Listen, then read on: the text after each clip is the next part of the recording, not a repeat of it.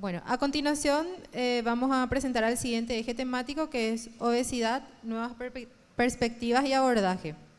En este eje temático nos estarán hablando de, dejando atrás el índice de masa corporal, el valor del análisis de la composición corporal. De ello nos hablará la doctora Sadia Arzamendia. Ella es especialista en medicina interna, es especialista en endocrinología y metabolismo, es magíster en nutrición clínica, es miembro de la Sociedad Paraguaya de Endocrinología y Metabolismo de Medicina Interna y es parte del staff del Servicio de Endocrinología del Hospital Central. También estaremos abordando fenotipos del comportamiento alimentario por la doctora Clara Escurra. La doctora Clara Escurra Sánchez es especialista en endocrinología y metabolismo, en medicina interna, es también magíster en nutrición clínica, es médica de planta del Servicio de Endocrinología del Hospital Central y del Hospital General de Coronel Oviedo y es miembro de la Sociedad Paraguaya de Endocrinología y Metabolismo, Medicina Interna y Diabetología. Y por último hablaremos del tratamientos orales para la obesidad, fentermina y topiramato, su rol en la terapéutica actual. Esto nos presentará la doctora Elizabeth Balinotti. La doctora Elizabeth Balinotti del MAS es especialista en endocrinología y metabolismo, en diabetología, en medicina interna, es magíster en nutrición clínica, es jefe actual del Servicio de Endocrinología del Hospital Central, es presidente actual de la Sociedad Paraguaya de Obesidad Médica y es directora del programa del posgrado de endocrinología y metabolismo de la Universidad Católica Nuestra Señora de la Asunción. Muy buenos días, muchas gracias por estar acá. El día de hoy vamos a estar hablando sobre este tema sumamente importante, sobre el índice de masa corporal, para ver más allá, para poder comprender el valor del análisis de la composición corporal y con esto, para poder mirar el valor corporal y poder entender de una forma diferente la obesidad y también poder tratar de una manera diferente. Los objetivos principales de esta presentación son revisar las limitaciones del índice de masa corporal, presentar las nuevas definiciones de obesidad propuestas por la Comisión de The Lancet, destacar la utilidad del análisis de composición corporal en la práctica clínica. ¿Por qué debemos mirar más allá del índice de masa corporal? El índice de masa corporal ha sido utilizado como el estándar para clasificar el estado nutricional durante décadas. Acá tenemos este esquema propuesto por la OMS desde 1995. No distingue entre masa magra ni masa grasa. La distribución del tejido adiposo tampoco lo podemos distinguir. Estos factores son claves para la salud cardiometabólica. Personas con el mismo índice de masa corporal podrían presentar riesgos metabólicos y cardiovasculares muy diferentes. Entonces, la creciente evidencia científica respalda que la composición corporal aporta información mucho más precisa y clínicamente relevante. Entonces, el índice de masa corporal no va a desaparecer, pero ya no alcanza. Sigue siendo útil para tamizaje y debe ser una medida sustitutiva del riesgo para la salud a nivel de la población. Ya no debe ser una medida individual de la salud. Entonces, veamos estos conceptos de obesidad clínica y de obesidad preclínica propuestas por la Comisión de The Lancet.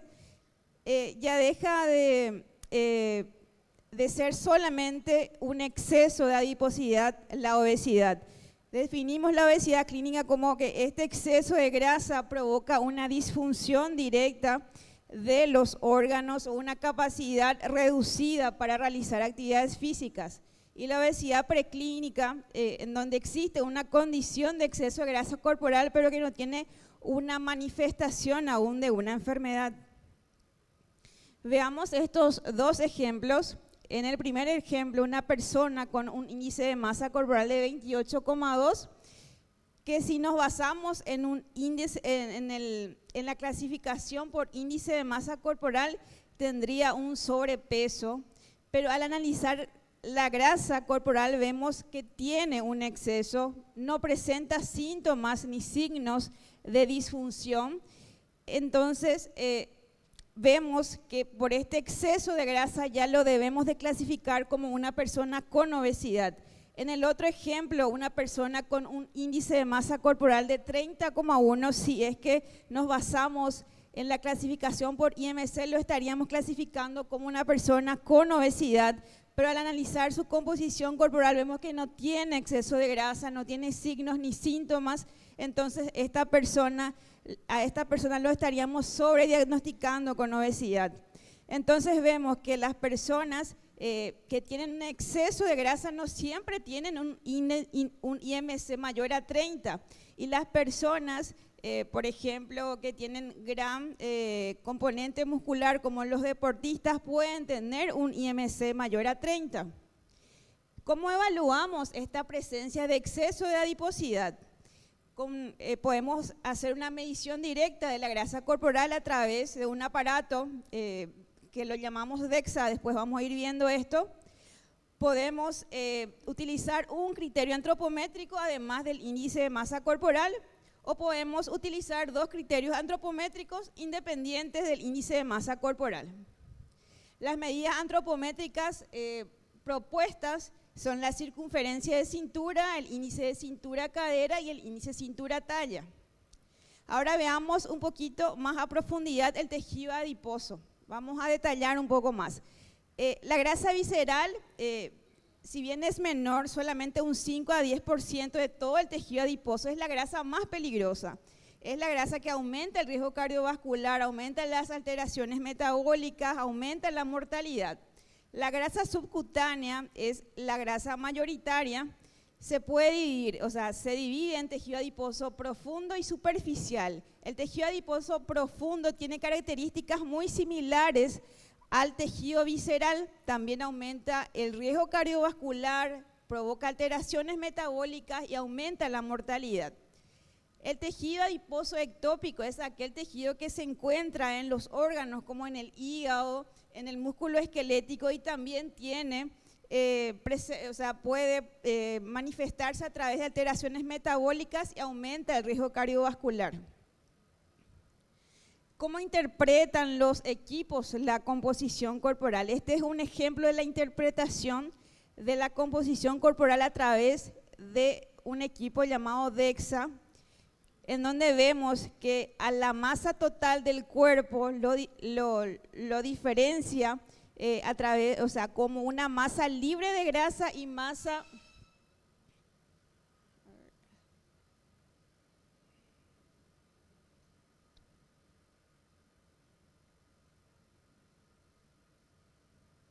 lo diferencia como masa libre de grasa y masa grasa.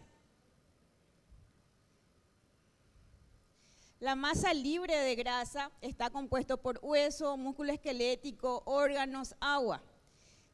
La masa libre de grasa, entonces, un compartimiento muy importante es la masa muscular. Dentro de esta masa muscular también se puede determinar a través de ecuaciones la masa apendicular, que es la masa magra de las extremidades, de los miembros superiores y de los miembros inferiores. Un parámetro muy importante para determinar la baja masa muscular, importante para el diagnóstico de sarcopenia, de obesidad sarcopénica. Otro parámetro importante que pueden determinar los aparatos es la masa grasa, y dentro de esto la masa adiposa visceral. Esto es solamente un ejemplo. Diferentes equipos pueden determinar otros valores, otras definiciones, otros puntos de corte. Bueno, sigamos con los criterios antropométricos. La circunferencia de cintura es sencillo, es rápido, es económico de realizar. El punto de corte para los latinos en hombres es mayor a 94 centímetros, mayor o igual a 94 centímetros, y en mujeres de 80 a mayor a 80 centímetros. El paciente tiene que estar de pie con el abdomen relajado. Se utiliza una cinta no elástica y se parte un punto medio entre el borde inferior de la última costilla, del reborde costal y de la cresta ilíaca, y se mide al final de la aspiración normal. El índice de cintura-cadera es otro índice. El punto de corte es mayor a 1 en los hombres y mayor a 0,85 en las mujeres. También se correlaciona bien con la grasa visceral, y se mide a nivel del trocante mayor, la circunferencia de la cadera, solamente que no nos sirve para una determinación o una,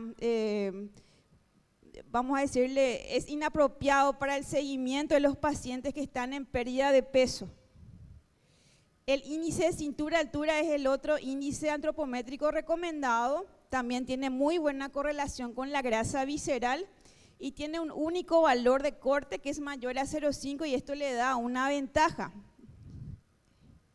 Ahora veamos este aparato tecnológico que se llama absorciometría de rayos X, DEXA. Es el gold estándar clínico en el análisis de la composición corporal y diferencia tejido graso, tejido óseo y estima el tejido magro. Vemos acá un informe de este aparato en donde,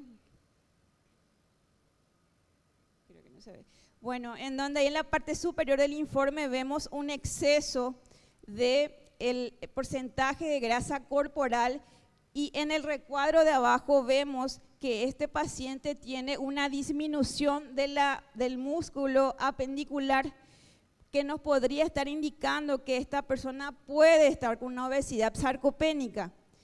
Los criterios diagnósticos, los puntos de corte para la DEXA en la mujer es de mayor a 35 y en los varones de mayor a 25% de grasa corporal total. Y para la baja masa muscular, menor a 7 para los varones y menor a 6 para las mujeres. Otro aparato interesante es la bioimpedancia eléctrica, en donde utiliza una corriente eléctrica que es imperceptible, de muy baja frecuencia, para estimar según ecuaciones los componentes corporales. Estas estimaciones lo hace de acuerdo a la resistencia que oponen esos tejidos, pero sí tiene sesgos dependientes de las fórmulas que se utilizan, del tipo de aparato y de las condiciones del paciente, sobre todo de la hidratación. Entonces, en pacientes con un índice de masa corporal mayor a 34, puede estar sobreestimando la masa magra y puede estar subestimando la masa grasa. Pero existen aparatos también de bioimpedancia actualmente, multifrecuencia, que sí son un poco más precisos. En este ejemplo vemos un aparato que utiliza multifrecuencia y puede medir por segmentos la composición corporal, por ejemplo, el área visceral. Algo, como estamos viendo, demasiado importante de determinar. Vemos, por ejemplo, una paciente con un índice de masa corporal de 28, que la estaríamos catalogando como una persona con sobrepeso, pero vemos que tiene un porcentaje de grasa corporal aumentado y vemos que tiene un área de grasa visceral por encima de 100 y vemos ahí en el recuadro al lado los valores que se denominan, que determinan que el área de grasa visceral ya está provocando un riesgo elevado, ya sea metabólico o cardiovascular, dependiendo del tipo de aparato. En este lado podemos ver que en algunos aparatos que determinan el área, un área mayor a 100 ya se está considerando como riesgo moderado, mayor a 160 como un riesgo elevado, metabólico y cardiovascular. Y hay otros aparatos que miden el índice de masa visceral y lo recomendable es tener menor a 9. Algo importante que se deriva de la bioimpedancia es el ángulo de fase, que el ángulo de fase solamente utiliza los elementos crudos de la bioimpedancia y no tiene la interferencia de la hidratación del paciente y es algo bastante útil para estar midiendo la salud celular. Por ejemplo, nos puede decir que ese paciente con obesidad tiene un peor o un mejor pronóstico de acuerdo al ángulo de fase. Podríamos decir entonces que un paciente con obesidad con un ángulo de fase menor a 5 podría estar teniendo una obesidad más mala, digamos, o que tiene una mayor probabilidad de mortalidad. No olvidar la valoración de la salud muscular en los pacientes que estamos valorando con obesidad. Y para valorar el músculo, valoramos la cantidad de músculo, la calidad del músculo y la función de ese músculo. Entonces, también es importante para determinar esa cantidad, debemos de determinar el índice de masa muscular, como vemos en esta fórmula, y lo quitamos, en este caso, de este informe de un análisis por bioimpedancia. La calidad lo medimos de acuerdo a la fuerza muscular, en este caso por dinamometría, y la función lo medimos con pruebas o con cuestionarios, por ejemplo la prueba de levantarse, sentarse, la velocidad de la marcha y otros cuestionarios importantes. También existen otros métodos para valorar la composición corporal mucho más precisos, pero que tienen varios inconvenientes, como la tomografía. La tomografía diferencia la grasa visceral, puede diferenciar la grasa subcutánea, superficial, de la profunda, pero tiene sus limitaciones, al igual que la resonancia magnética, que también es un método muy preciso. Como conclusiones, el índice de masa corporal es un marcador útil para el estudio de poblaciones, pero no es una herramienta de valoración individualizada. Es importante valorar el tejido adiposo como el muscular, y aunque no tengamos acceso a tecnologías de medición, debemos de evitar esa inercia de la comodidad del índice de masa corporal que nos aleja de la realidad de nuestro paciente.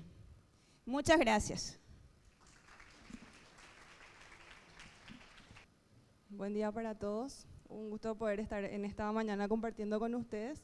Bueno, dentro de la temática de obesidad, nuevas perspectivas, me toca hablar un poquitito de los fenotipos del comportamiento alimentario. Bien, definir antes de iniciar la obesidad, según la OMS, sigue siendo, y sabemos hoy en día, una enfermedad crónica, multifactorial, heterogénea, dada por una acumulación anormal y excesiva de grasa que nos predispone al desarrollo de otras enfermedades como diabetes, hipertensión, enfermedades cardiovasculares, ciertos tipos de cáncer. Según la OMS, desde 1975 esto se ha triplicado a nivel mundial y hoy en día hablamos de que unas 800 millones de personas en el mundo padecen de esta enfermedad. Y en Paraguay no estamos ajenos a eso, alejados, casi el 70% de nuestra población, según la última encuesta, padece de sobrepeso y obesidad. Hoy en día nos hallamos ante varios desafíos en lo que respecta al tratamiento de la obesidad por la respuesta variable que tenemos de nuestros pacientes. Como había mencionado, una enfermedad multifactorial, heterogénea por la respuesta, y no es simplemente hablar de menor ingesta y mayor gasto. Hoy sabemos que influyen muchos otros factores para lograr este descenso de peso en nuestros pacientes. La edad, el sueño, factores socioeconómicos, fármacos, la microbiota intestinal, la nutrición, no solamente la actividad física y la alimentación. Entonces, antes de pasar un poquitito a los fenotipos, es importante entender el rol que cumple el cerebro en la regulación del apetito, porque es justamente en estos puntos en donde los tratamientos dirigidos nos dan un mejor resultado. Entonces, podemos hablar así de la alimentación por hambre, que está regulada a través del hipotálamo, por las señales periféricas, tanto de saciedad como el hambre, el sistema mesolímbico, que hablamos en este caso de la alimentación por placer, que muchas veces cuando hay una alteración, que es en el caso de los pacientes con obesidad, una desregulación de esta alimentación por hambre, la alimentación hedónica o por placer suele ser mucho mayor. Y en el área de la corteza prefrontal, la función ejecutiva, la decisión de comer.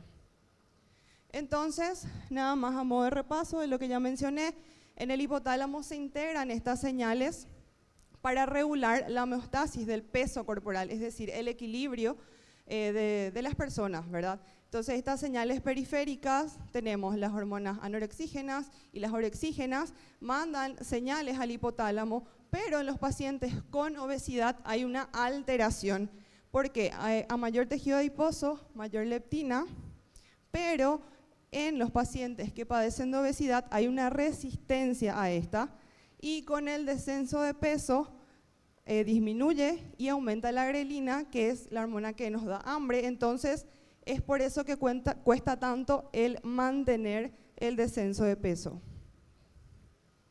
Entonces, como dije, no es solamente disminuir la ingesta y aumentar el gasto, sino que hay unos cambios adaptativos en el cuerpo del paciente.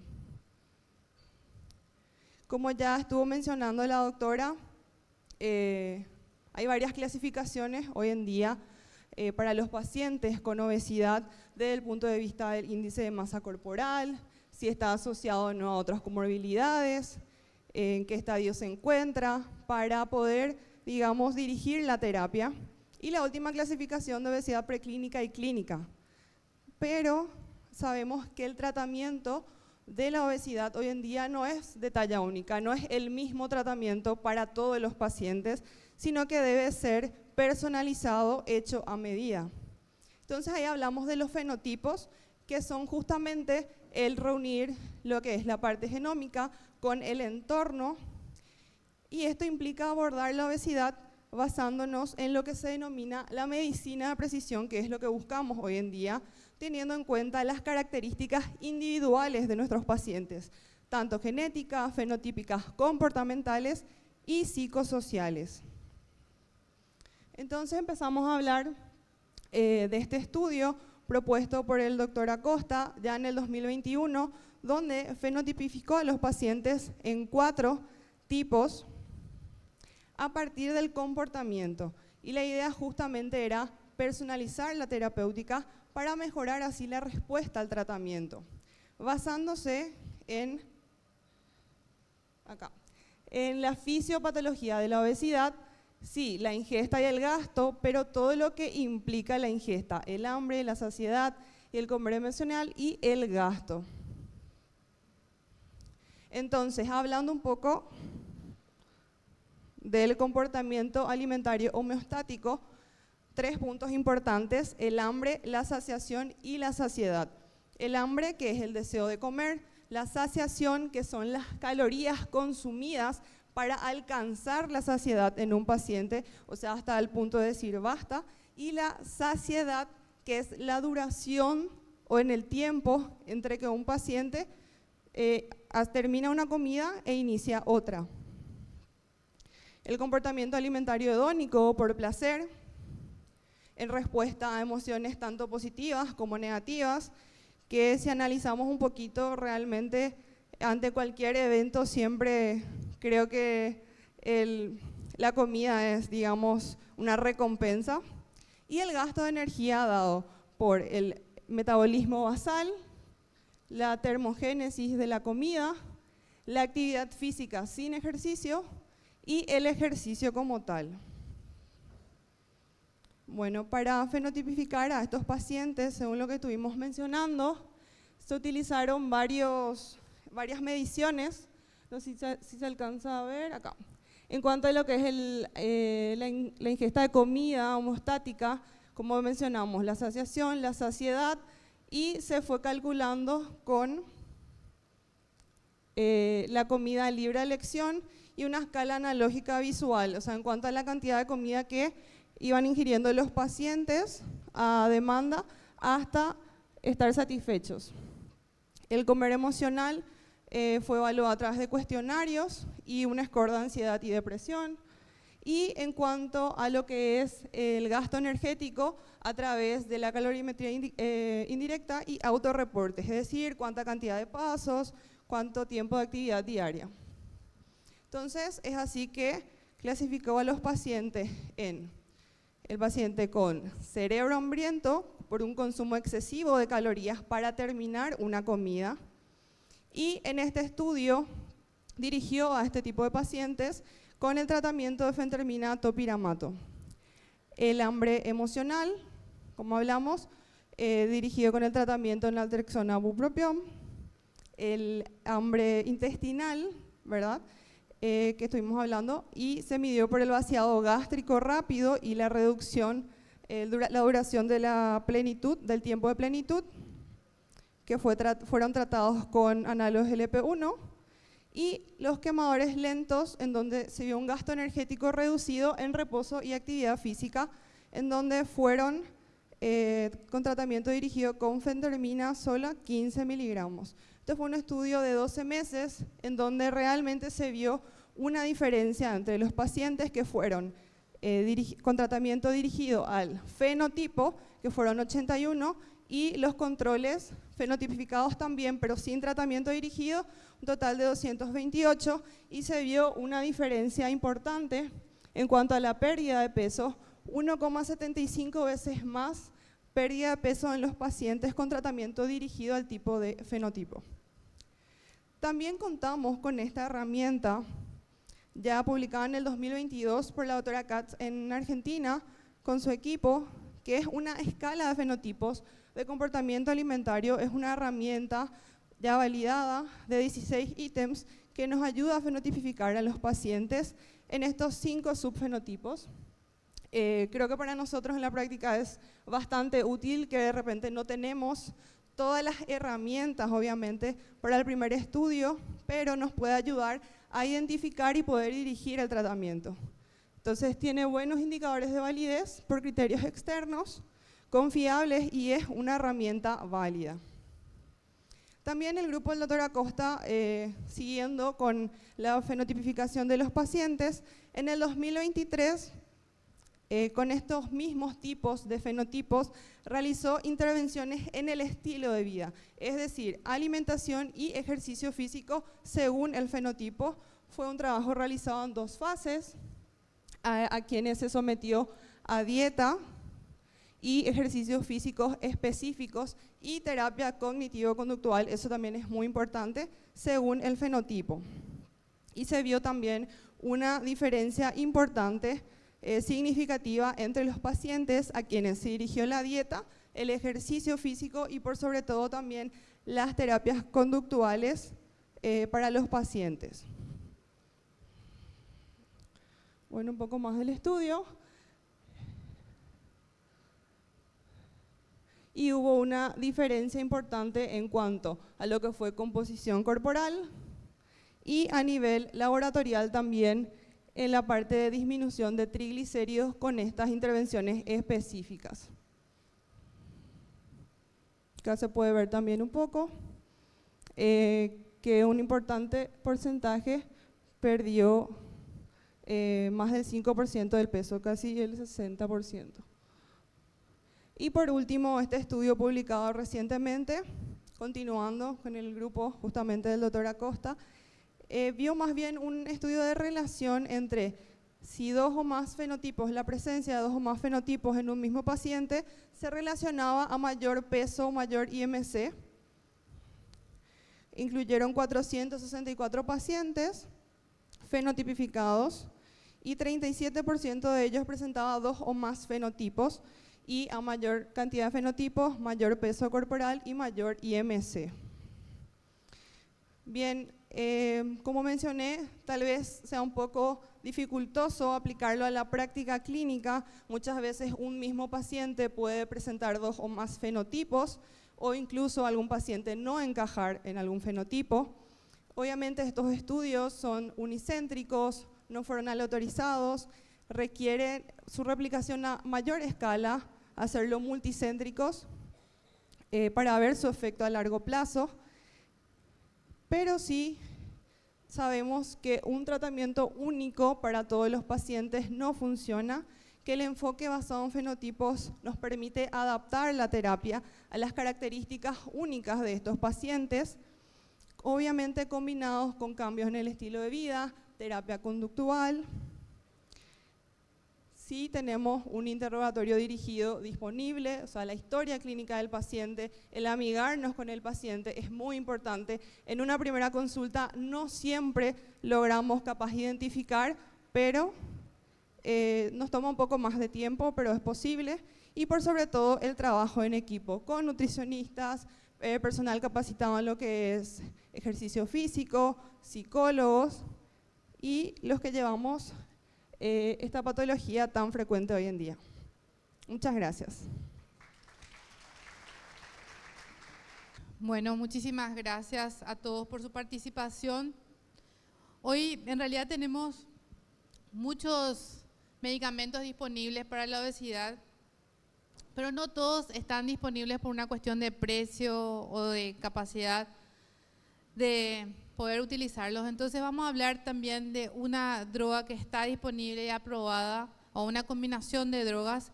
Y es muy interesante saber un poco los detalles de cómo se desarrolló, cuál es en realidad su alcance y en quiénes podríamos utilizarlo. Entonces vamos a hablar de la fentermina y el topiramato. Entonces sabemos, como bien dijeron los que me antecedieron, que la obesidad es una enfermedad crónica, que el índice de masa no es necesariamente la única forma que tenemos para medirla y que la obesidad por sí misma acorta la vida por lo menos hasta 10 años incluso. Y que esta obesidad sigue avanzando y si no hacemos algo al respecto vamos a seguir aumentando los índices de enfermedades crónicas no transmisibles en todo el mundo.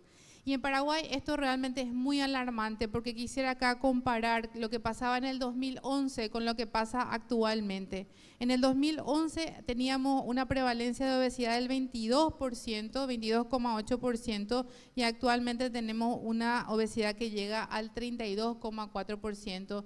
Y si sumamos tanto la obesidad y el sobrepeso, casi el 70% de nuestra población la padece. Pero ¿cuál es el problema y qué es lo que está pasando? ¿Qué tenemos que hacer? Y lo más interesante y lo más importante es entender lo que está pasando, ¿verdad? Sabemos que existen factores genéticos, factores fisiológicos y factores ambientales que nos llevan a que ocurra esta enfermedad, a que ocurra una inflamación en el hipotálamo, en el sistema nervioso central, que nos lleva a ser resistentes a las hormonas que son saciógenas y nos hacen más sensibles a las orexígenas, ¿verdad? Entonces, también sabemos que los factores socioculturales, tradicionales, las creencias, los factores económicos y el ambiente alimentario hace que haya una mayor prevalencia y un aumento progresivo de la obesidad. Mantener la pérdida de peso, una vez que logramos la pérdida de peso, es realmente un reto y ningún estudio ha logrado demostrar que la dieta baja en calorías o la dieta junto con la modificación del estilo de vida pueda lograr que el paciente se mantenga con la disminución de peso al menos 5 años. No está demostrado que no puedan bajar. Los pacientes con obesidad pueden bajar, lo que no pueden es mantener la pérdida de peso por varios mecanismos homeostáticos que hacen que el paciente vuelva a su mayor peso o el mayor peso que tuvieron históricamente ellos. Entonces, pero sí, hay estudios que demuestran que si nosotros hacemos un plan de alimentación, más un cambio de estilo de vida, más una intervención farmacológica, es más probable que el paciente pueda mantener esa pérdida de peso a través del tiempo.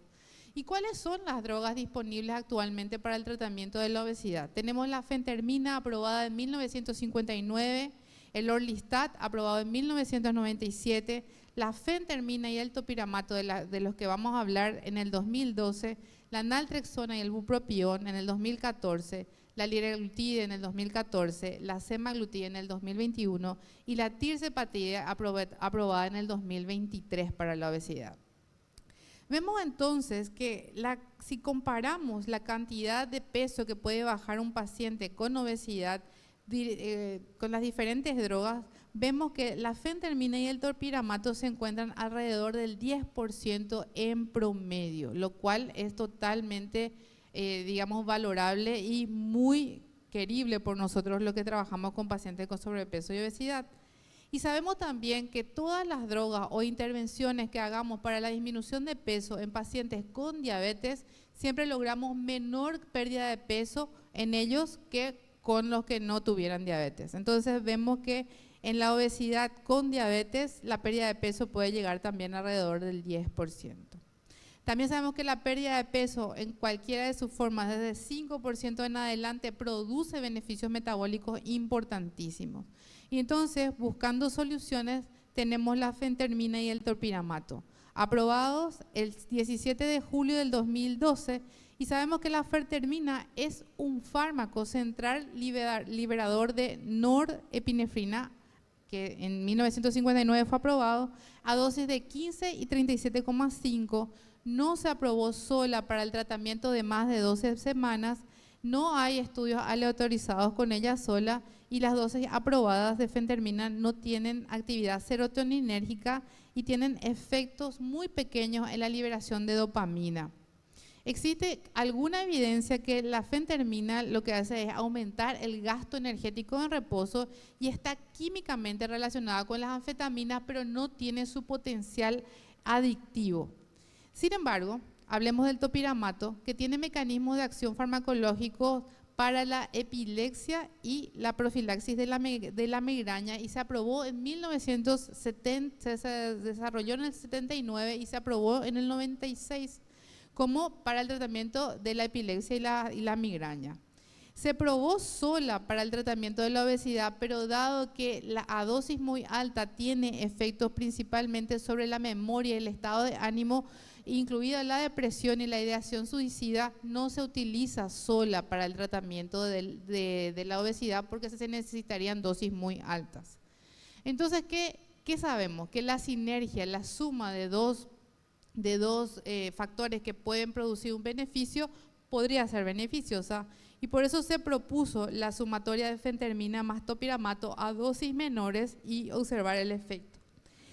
Y para eso tenemos 3 estudios pivotales, que son primero el estudio Conquer, que evalúa la eficacia y seguridad de 2 dosis de una combinación de fentermina y topiramato de liberación controlada una vez al día en pacientes con obesidad y riesgo cardiovascular en 56 semanas. Se publicó en el Lancet en el 2011 y se llama así: efecto de la combinación de fentermina más topiramato en dosis bajas de liberación controlada sobre el peso y las comorbilidades asociadas en adultos con sobrepeso y obesidad.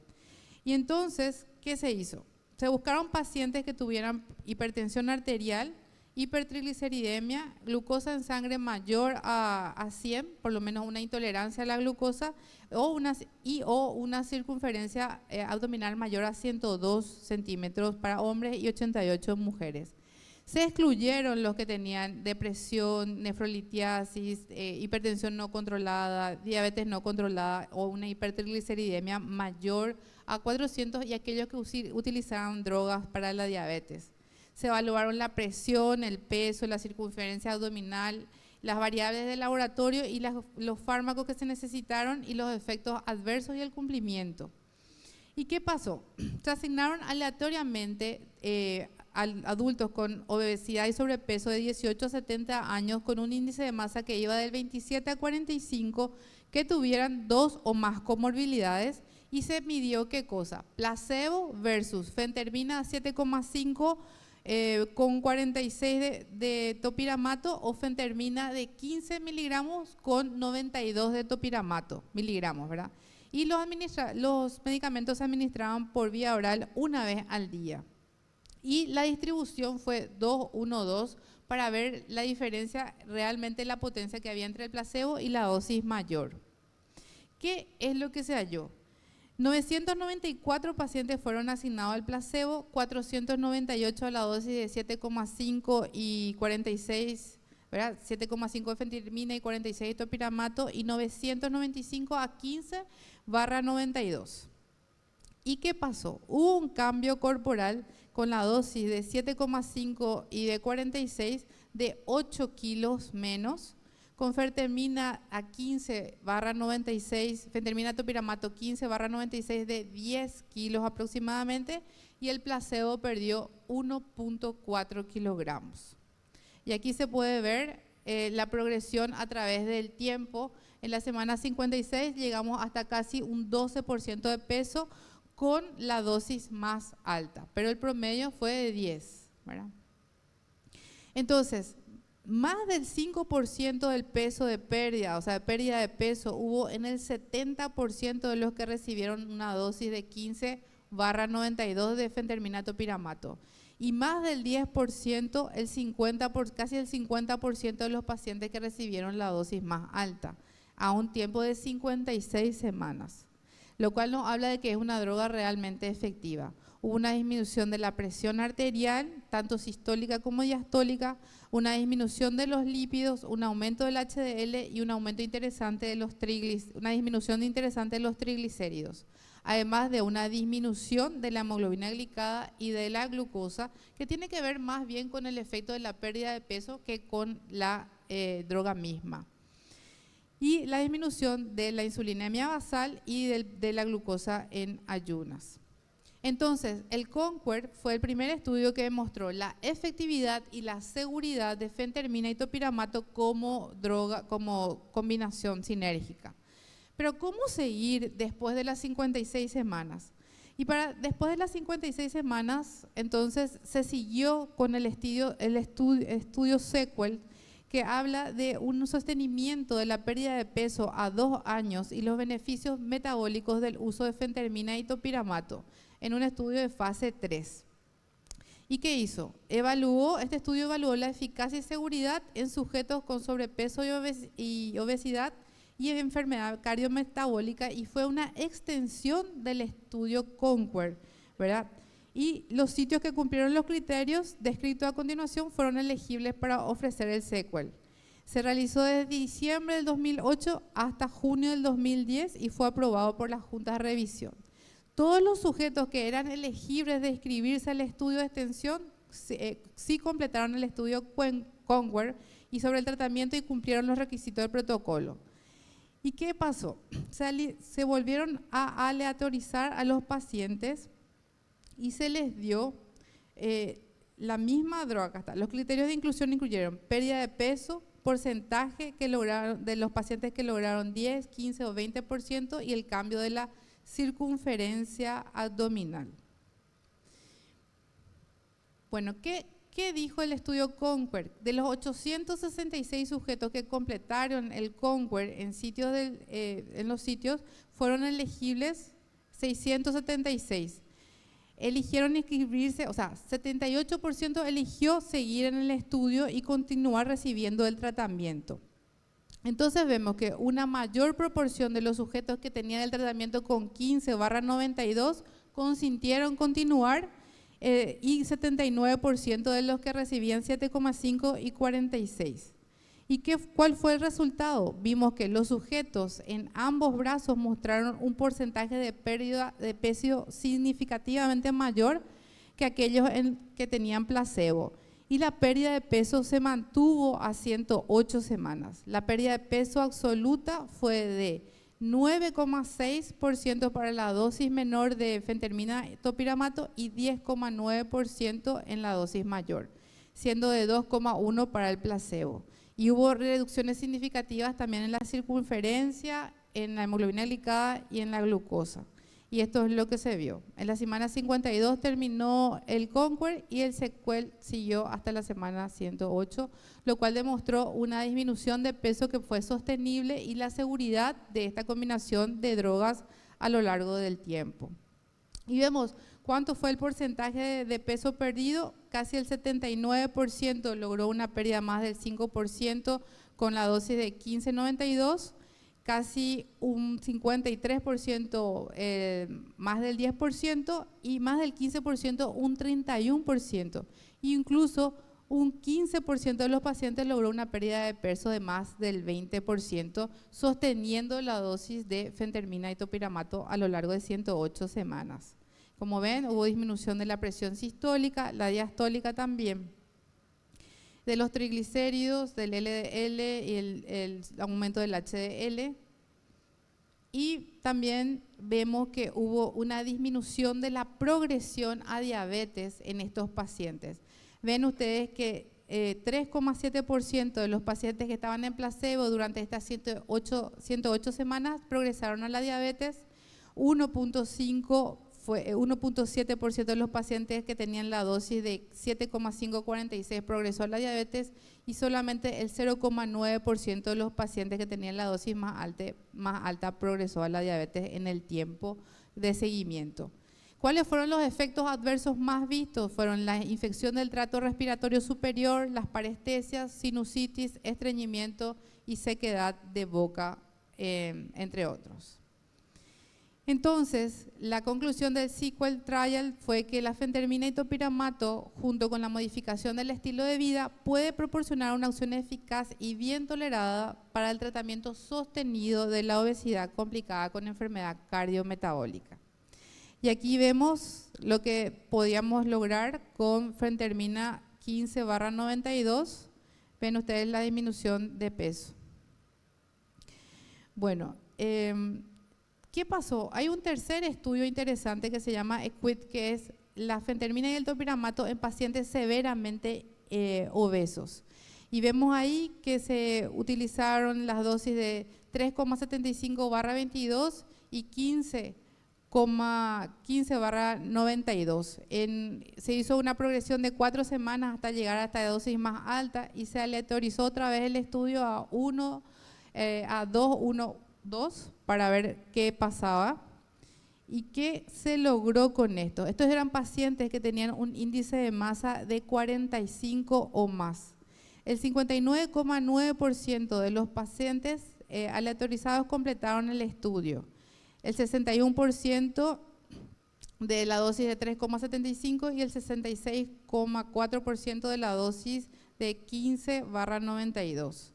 Y las características de referencia era una edad media de 42,5 años, un índice de masa medio de 42 kilogramos por metro cuadrado y el 83% de los pacientes eran mujeres. Y que se estudió que hubo una relación de disminución de la presión sistólica, diastólica, la glucosa y los triglicéridos con respecto al placebo, y también que hubo una disminución, pero no significativamente estadística, en la dosis de 3,75/23, pero sí con la dosis más alta. Y con respecto al peso, vimos que hubo una disminución de peso de hasta el 12% en los pacientes que utilizaron la dosis de 15/92. Y hasta un 66,7% de los pacientes con la dosis más alta logró una pérdida de más del 5% y casi un 50% de más del 10%. Entonces, la fentermina y el topiramato, además se demostró en este estudio que es efectiva para la disminución de peso en pacientes severamente obesos y su efecto es dosis dependiente y mejora levemente los factores de riesgo cardiovascular. La fentermina y el topiramato también fueron aprobadas para el tratamiento de niños por encima de 12 años por la FDA. Bueno, esto continuará. Ustedes saben que nosotros tenemos el Congreso de Endocrinología este año, organizado por la Sociedad Paraguaya de Endocrinología en agosto, y les esperamos a todos para seguir hablando de este tema tan interesante que es la obesidad y las diferentes drogas para su tratamiento. Muchísimas gracias por la atención y por estar aquí.